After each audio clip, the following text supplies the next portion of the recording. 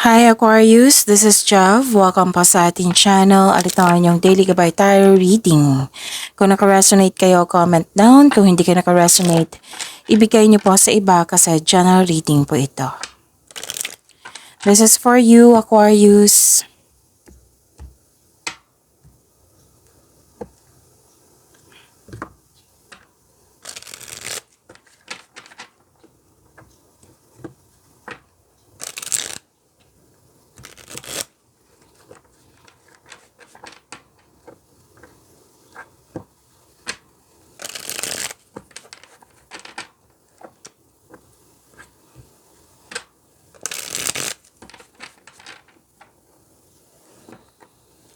Para po ito sa inyo, Aquarius.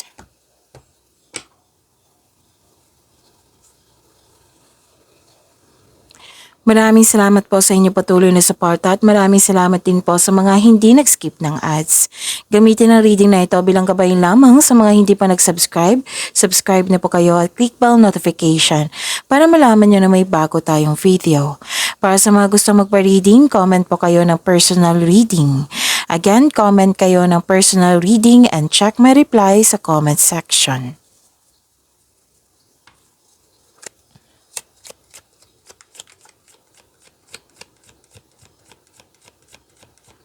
Spirits Guide, mga ganap pa para kay Aquarius. I need 3 cards po.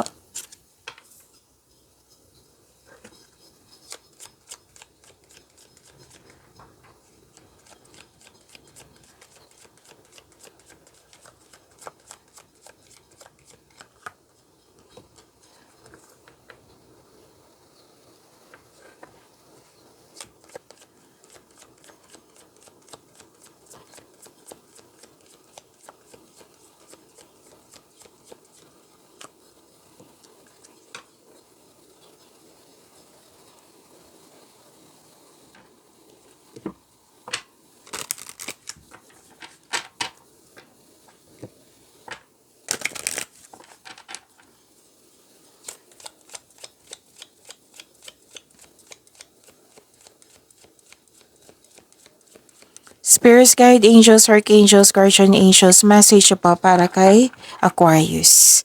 I need 2 cards po.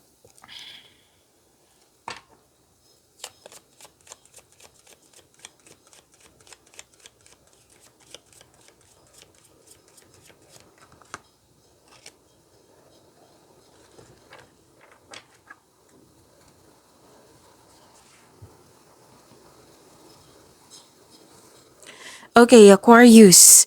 May pagtipon-tipon dito. Meeting,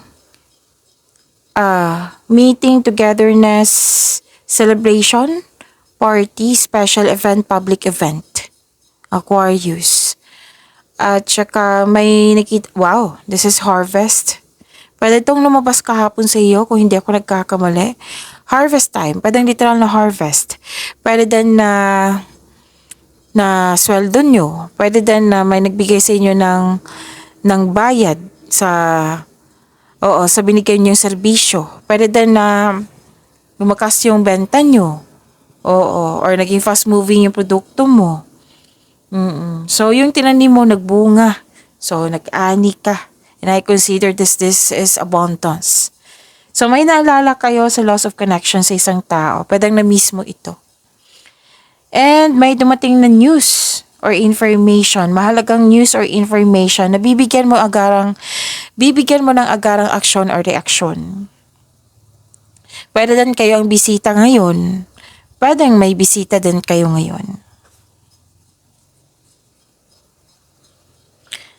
Message for you, 2525 Spiritual Insight. Seek deeper spiritual insights. They will illuminate your path forward. Okay, so yun. 2020, makinig din kayo sa inyong intuition ha. Kasi sa intuition, siya yung magtuturo sa iyo sa right path patungo sa success, okay? So 2020, gratitude and blessings. Wow, Aquarius.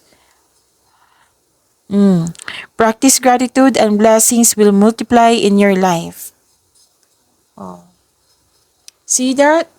Sabi ko sa inyo na may harvest kayo. May natanggap kayo ngayon. Blessings. Oo. Nag-ani kayo. So, this is practice gratitude. Magbigay pasalamat kahit ano, ano tawag nito? Thanksgiving. Thanksgiving, tapos i-acknowledge mo nagbigay yung ng ating Panginoon. Kasi it will multiply, oh. Ito yung sabi ko parati sa inyo na don't create blockages kung pwede.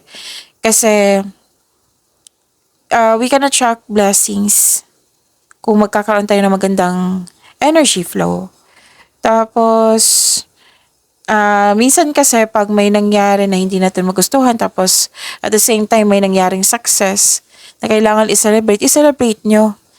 Yan yung sinasabi ng course nyo po na i-celebrate nyo kasi it will multiply your blessings pag in-acknowledge mo yung bigay ng ating Panginoon. Offer a prayer. Oo, nagpasalamat tayo. Ganun. So, yes. Magkakaroon kasi yan ng, kung i-embrace mo itong blessings na ito, magkakaroon kasi yan ng, anong tawag dito? Magandang flow of energy.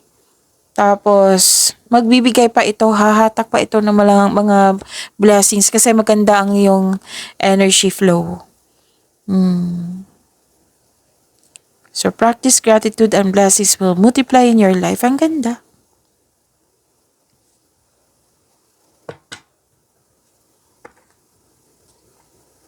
Pwede din prayers, diba? Prayers, offer thanksgiving,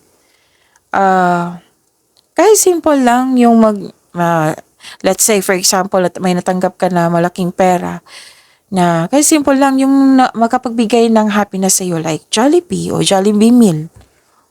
Tapos mag-offer ka ng pasasalamat, prayer, tapos ayun. Kasi mahihil mo din yung inner child mo pag nabili mo yung gusto mo, di ba? Pwede din generosity. Yung nag-share ka ng blessings sa ibang tao. Oo. Kasi babalik yan sa iyo. Yung prosperity na binigay mo na kabutihan sa kapwa. Pwedeng hindi to material na bagay, pwedeng ideas is a blessing also. Nag-share ka sa ibang tao, pwedeng tinulungan mo, tinuruan mo. In-explain ko na mabuti kasi may nagsabi sa akin, i-explain mo ng mabuti.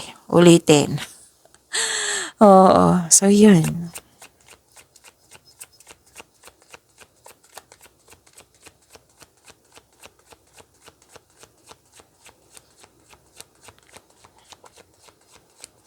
Spirits guide, energy pa ni Aquarius.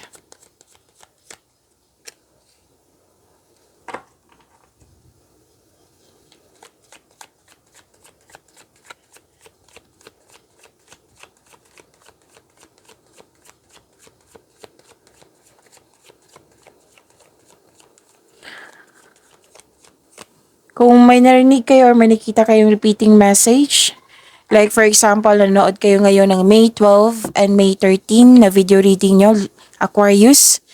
Tapos may napansin kayo na repeating message, yan po yung pinupush ng cards nyo na kailangan nyo bigyan ng atensyon. Na kung maaari din po, bigyan nyo po ng solusyon at aksyon. So ano yung energy ni Aquarius?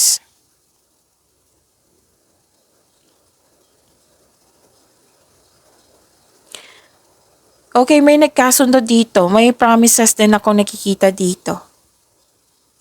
Pwedeng may bagong pasok sa relasyon.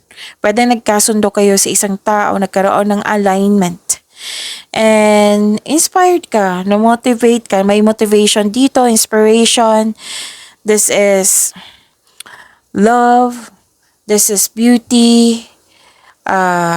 You're taking an action.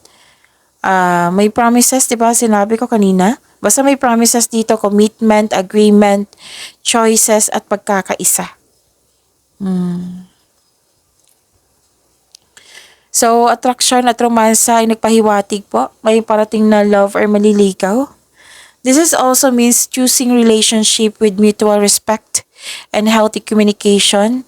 It will lead you to the highest expression of love you seek. So, Hindi lang to sa mga may relasyon sa buhay mag-asawa ha. Pwede din sa matalik mong kaibigan, sa kapatid mo, basta sa isang tao na nagkasundo, nagkaroon ng pagkakaisa.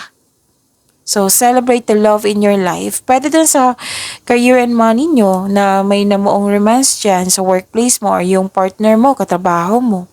Pwede din may makipag-teammate sa'yo or makipag-teamwork. Business partnership. Ito yung sinabi ko sa inyo na may magbigay ng tulong. Oo, tutulungan ka ng tao mo, ng isang tao na nagkasundo kayo para makamit nyo yung goal nyo sa buhay. Actually, gustong-gusto mo yung mga nangyari ngayon. Kasi nagkaroon siya ng stability, lalo na sa inyong emotion. Yes.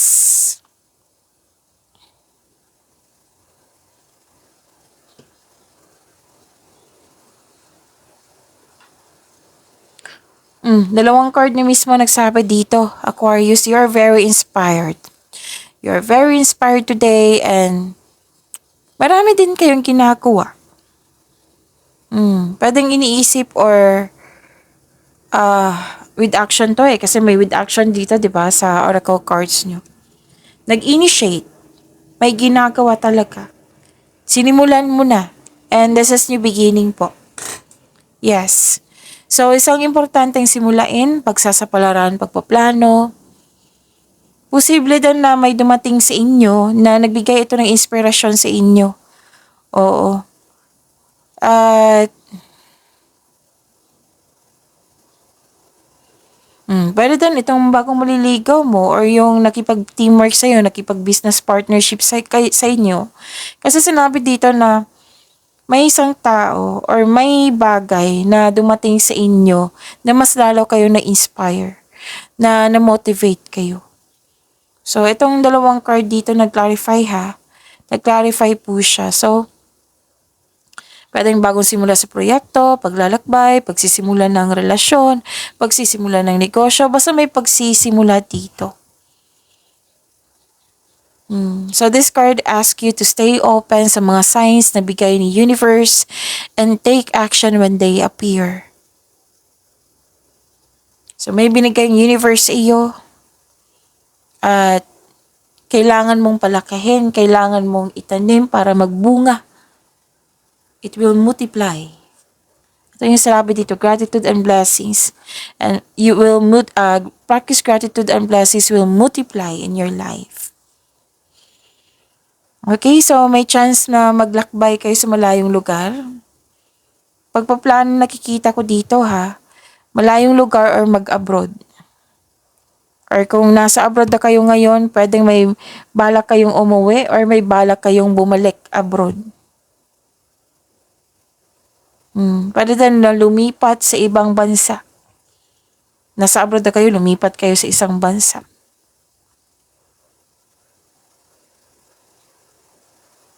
So, ito na ang go signal po na kumilos ka na. Isagawa mo na yung matagal mo ng plano or proyekto. Sinimulan mo na ha, nag-initiate na kayo. And nakitang-kita ko yung excitement mo dito. Kasi nga, masipag kayo di ba? So, pagsikapan nyo kasi kung tungkol ito sa career nyo, pagsikapan nyo kasi nakikita ko yung potential dito na magkakaroon ng financial growth and stability. Kasi ano to yung sinabi ko sa inyo na harvest time, right? Tinanim at nagbunga.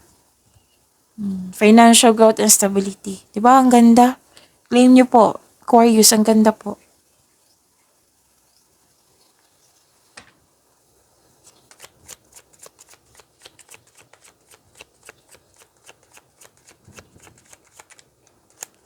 Career and money ni Aquarius.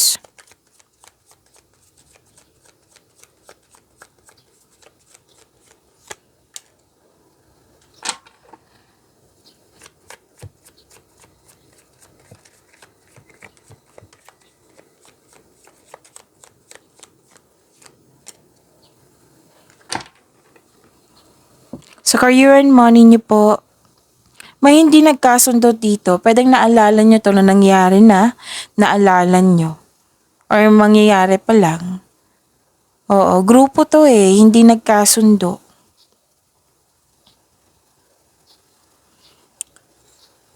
Pwede din nagkaroon ng delay or hindi ka kontento sa kinikita nyo ngayon or sa status mo ngayon. Sa career and money nyo po ito, Aquarius. Okay, so may disconnection ako nakikita dito sa isang tao. Pwede nag-put kayo ng space. Oo. Pero may opportunity ka to turn the situation around. Kailangan mo lang ng mahabang pasensya and listen to your heart to get back on track.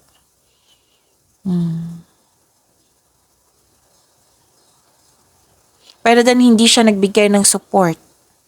Actually, dalawang card po kasi nagsabi dito na kailangan nyo ng mahabang pasensya. Yan yung assignment niyo. Mahabang mas pasensya. At nagbigay ka dito. Kinonfirm ng card. Magbibigay ka ng mahabang pasensya. Di ba may sabi na hindi ka kontento sa status mo? So at the end of the day, nakikita ko dito na mabibigyan mo ito ng mahabang pasensya. Kasi kitang-kita ko dito na disappoint ka sa current situation mo or sa trabaho mo. Na feeling mo dapat lume-level up ka na, kaya ko ng ganito. Oo. Actually, lume-level up ka But you want more. Hindi naman yan masama kasi china-challenge mo yung sarili mo. So this card tells you na parte ito ng proseso. Have faith, patuloy mo lang yung pagsisikap mo, pagsisipag sa trabaho. Dahil check naman dito na ma-achieve mo yung gusto mong posisyon or kasaganaan po. So, stay patient. Malapit mo naman maabot yung goal mo sa buhay. Parating ng resulta sa inyong sipag at tiyaga. Naghihintay at malapit ka ng mag-harvest. Pwede na literal na nag-harvest kayo ngayon kasi lumabas din dito sa inyong oracle card. Ito na yung pagbubunga na lumabas din sa energy cards nyo. Nakita nyo na nahawakan nyo na. So you are very close to see the tangible results sa inyong effort. It might be ang iba sa inyo nahawakan na, ang iba sa inyo parating na, which is expected nyo. So again, you are very close to see the tangible results sa inyong effort. Malapit mo nang mahawakan or nahawakan mo na. So huwag kayong mag-give up Stay positive and be grateful.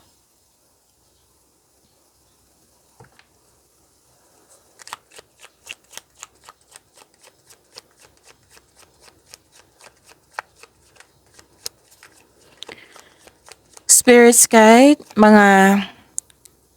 Spirits guide, love life, self-love, partnership, and romance, the Aquarius.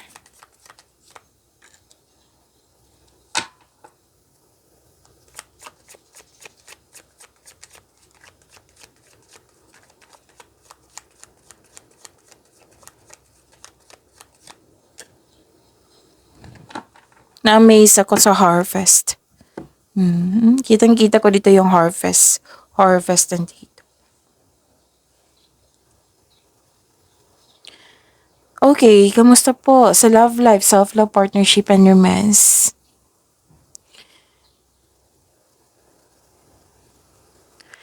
Okay, so may selos ako nakikita dito, Aquarius. Pwedeng naalala nyo or ganap ngayon.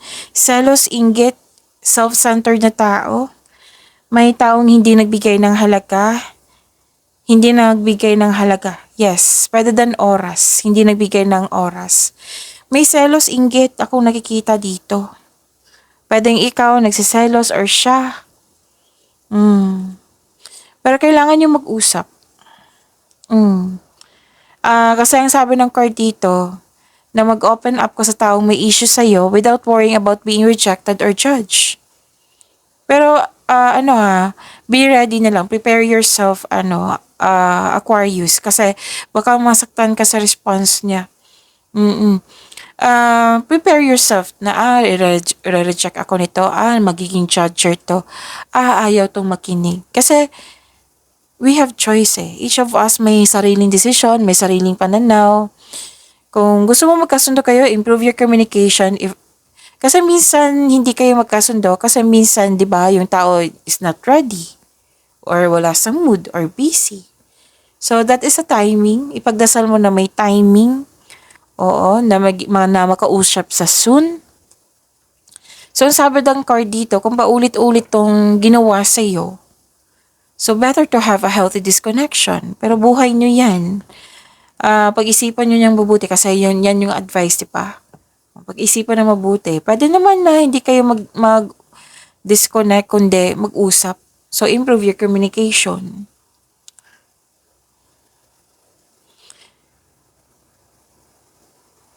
Okay, kasi actually mataas ang intuition mo. Sabi ng card, hindi pa daw kayo nakinig. Kasi you're too focused sa isang situation or sa isang tao. Pwede. So, pwede din na may nangyari, may ginawa, may sinabi. In-ignore mo na kailangan mong bigyan ng aksyon. Huwag mo daw iwasan. Yes, nagkaroon ng... Pwede kang nag-iiwas kasi may trauma ako nakikita dito. Pero kung pwede po daw na bigyan ng atensyon, hanapan ng solusyon. Ang nakikita ko dito is communication is the key. Pero if this person is not ready or you are not ready, kung hindi ka ready, then huwag mo na. The best way to do is to pray para maging kalma ka. Ask ka ng divine assistance. Okay? Pagyamanin niyo po yung blessings na binigay sa inyo. Aquarius, see you tomorrow. Maraming salamat po.